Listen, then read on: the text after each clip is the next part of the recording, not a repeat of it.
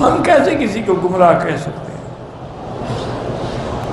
یعنی محتاط علماء کا یہ عالم ہوتا ہے اللہ، حالانکہ اب قادیانی کے کفر میں کوئی شک ہے؟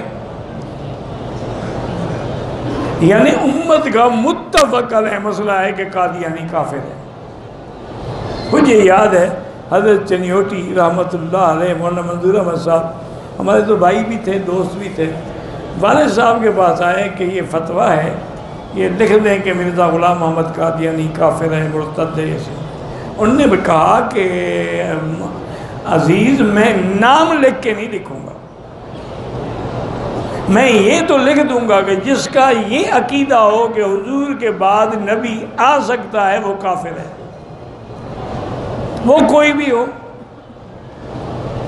آپ کہیں کہ فلاں کو کافر کہو، کیا پتہ بندے وقت بدبخت نے کلمہ پڑھ لیا ہو، ہم ساتھ تھے، ہم اس کو کافر کہہ بیٹھے اور قیامت میں وہ کلمہ پڑھ کے اٹھے۔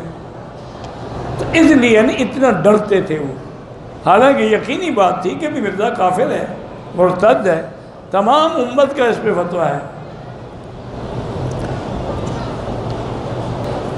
میں نے عرض کیا کہ بریلوی نہیں، جو اہل بدعت ہو،